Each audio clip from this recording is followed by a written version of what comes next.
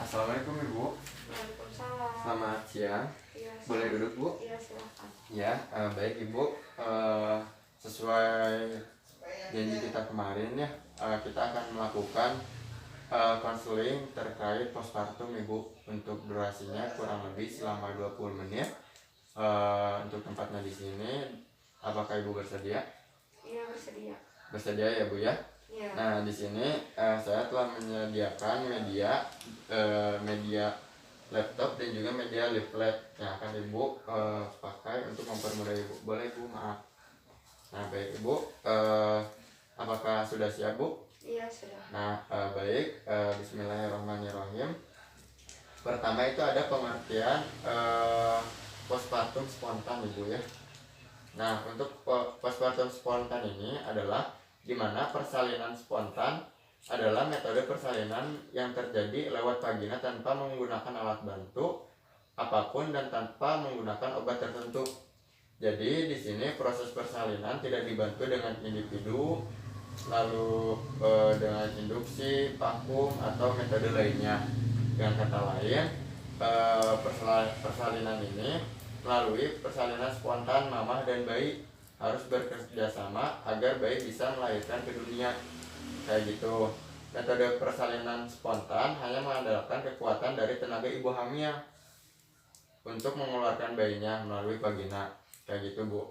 Nah, bagi ibu hamil dengan kondisi posisi janin normal seperti kepala sudah berada di jalan lahir maupun posisi bayi sungsang, tetap dapat menggunakan metode persalinan spontan ini, kayak gitu.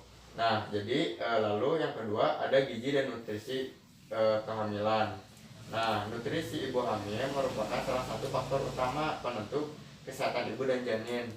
Kurangnya asupan nutrisi selama kehamilan dan gaya hidup yang kurang baik membuat janin beresiko lebih tinggi mengalami gangguan seperti berat badan lahir kurang, hambatan tumbuh kembang, hingga cacat bawaan lahir, kayak gitu. Lalu selanjutnya itu ada karbohidrat Ibu. Nah, karbohidrat yang disarankan untuk ibu hamil adalah mengandung zat tepung, misalnya nasi, pasta, dan juga roti. Selain itu, ibu hamil juga bisa mengonsumsi buah-buahan yang mengandung karbohidrat tinggi seperti kelengkeng, kayak gitu ya Bu ya. Nah, lalu selanjutnya itu ada protein Bu. Nah, protein saat hamil itu memerlukan setidaknya 40 sampai 70 gram protein setiap hari, kayak gitu. Adapun bisa memenuhi asupan protein harian dengan mengonsumsi daging, telur, tahu, susu, makanan laut termasuk ikan, kepiting atau kerang dan kacang-kacangan, kayak gitu ya Bu. Nah, selanjutnya itu ada zat besi Bu. Zat besi harian dengan mengonsumsi daging tanpa lemak, ikan, tahu, sayuran berwarna hijau, telur, dan kacang-kacangan termasuk kacang merah. Jangan sampai ibu mengalami kekurangan zat besi karena itu dapat meningkatkan risiko terlahir prematur, kayak gitu. Nah, selanjutnya itu ada asam folat Ibu. Nah, sumber asam folat ini adalah sumber berwarna hijau seperti brokoli dan bayam, kayak gitu, kacang-kacangan, alpukat, dan pepaya. Nah, sebagian margarin dan sereal juga telah diperkaya dengan asam folat, kayak gitu Bu. Fungsi asam folat pada ibu hamil adalah mencegah bayi mengalami cacat tabung saraf Ibu, kayak gitu. Lalu selanjutnya ada serat dan vitamin Bu.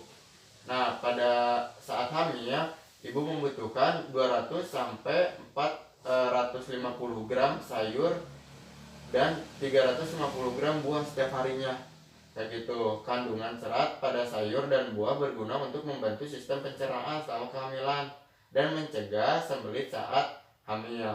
Salah satu vitamin yang penting untuk ibu hamil adalah vitamin B6 ya Bu ya. Beberapa contoh buah-buahan yang baik dikonsumsi saat hamil diantaranya ada buah pir, apel, mangga, melon, dan jeruk, kayak gitu. Nah, lalu selanjutnya itu ada lemak. Nah, untuk lemak itu ibu harus memilih sumber lemak nabati yang sehat, kayak gitu, seperti biji-bijian, kacang-kacangan, dan alpukat juga Ibu. Nah, selanjutnya itu ada kalsium. Nah, minimal itu mengonsumsi 3 gelas susu atau susu kedelai setiap harinya. Nah, dianggap cukup untuk memenuhi kebutuhan kalsium ibu hamil. Nah, kayak gitu. Jadi untuk postpartum atau melahirkan spontan ini karena mengandalkan kekuatan dari ibu itu sendiri ya Bu ya. Iya. Nah, untuk mengeluarkan si bayinya, maka dari itu asupan nutrisi dan gizi itu kita harus terpenuhi dan dijaga juga. Apakah ada yang ingin ditanyakan Bu?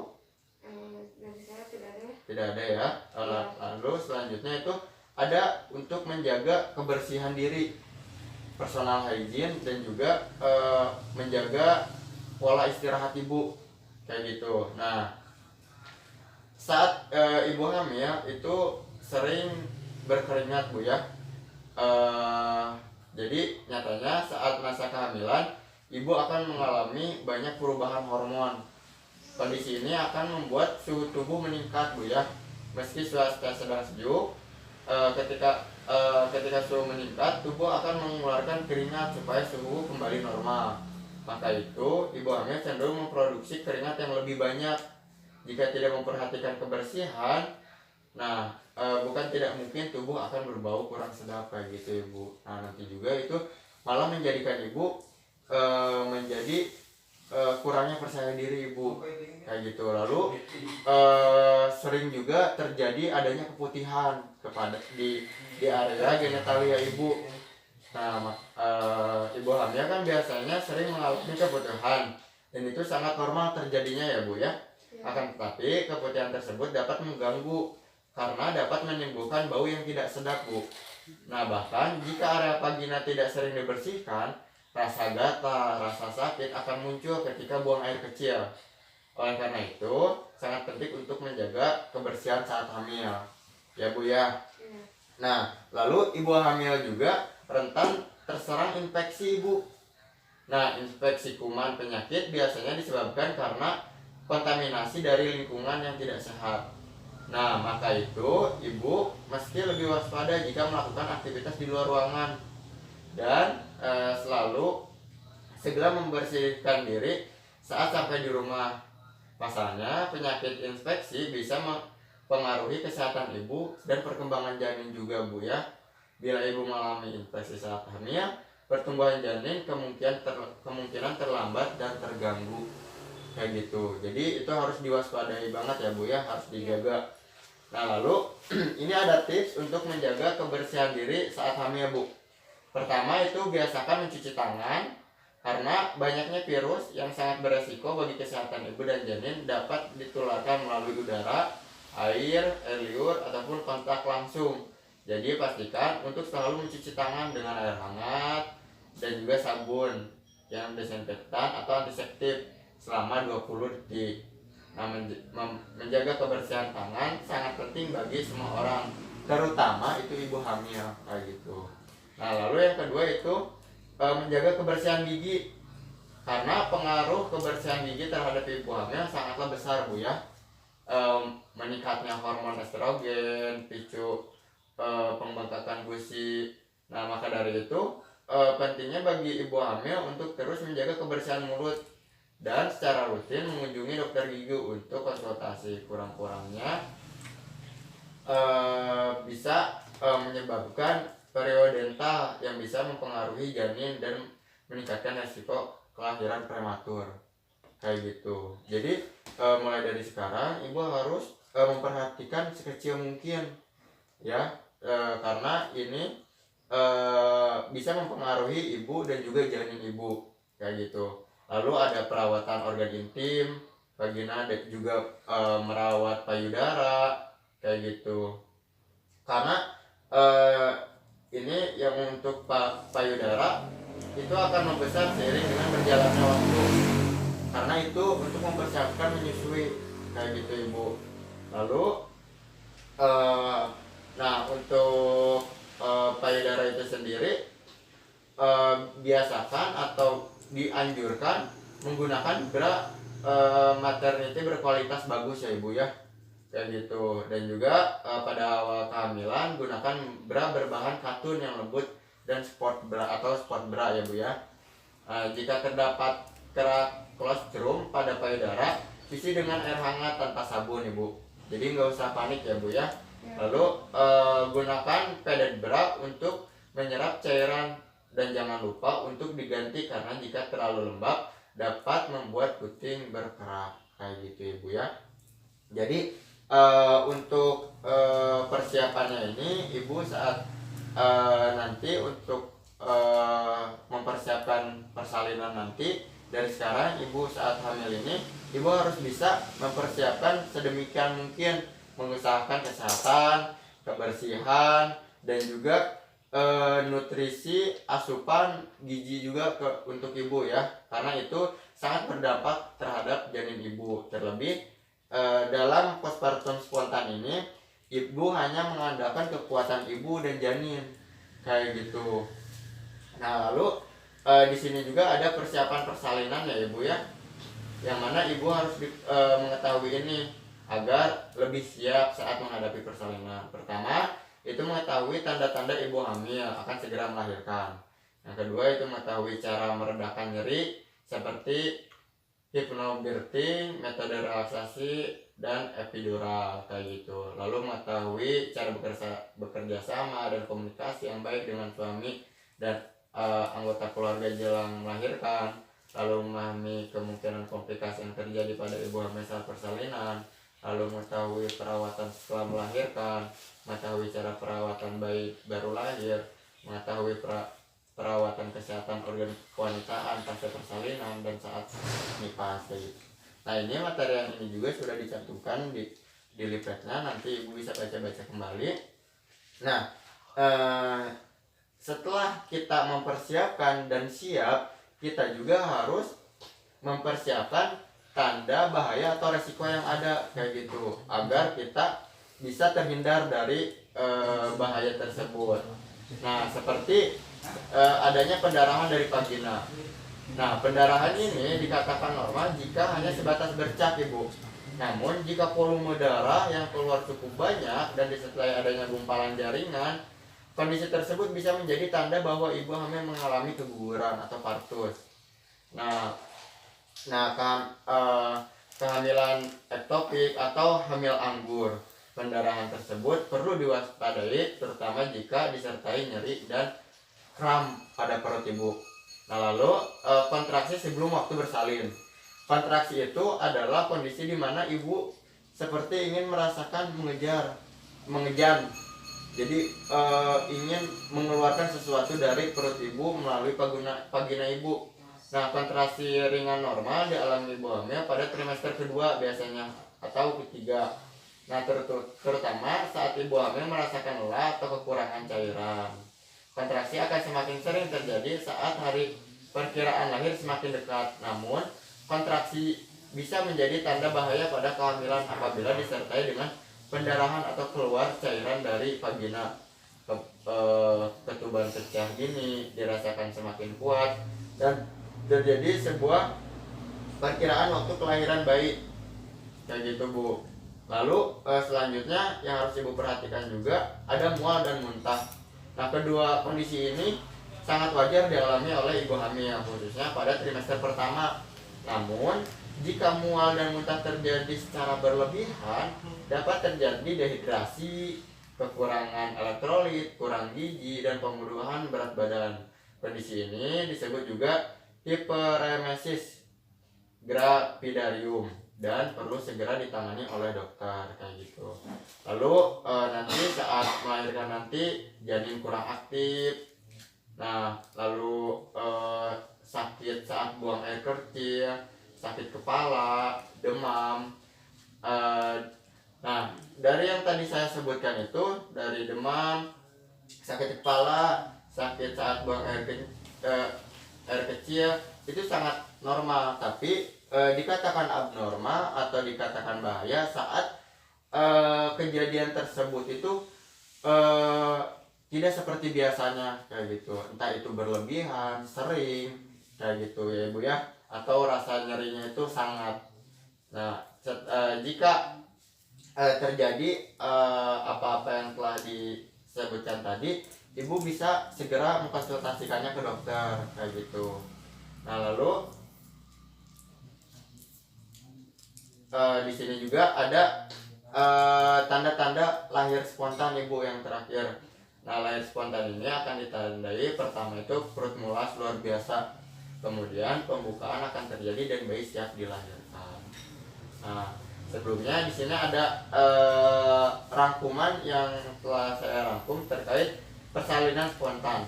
Ibu hamil akan mengalami pecah ketuban setelah kontraksi dan mencapai pembukaan 9 atau pembukaan lengkap. Saat pembukaan 10 atau mencapai 10 cm dan disebut sebagai pembukaan lengkap, maka mulai terjadi pendarahan ibu.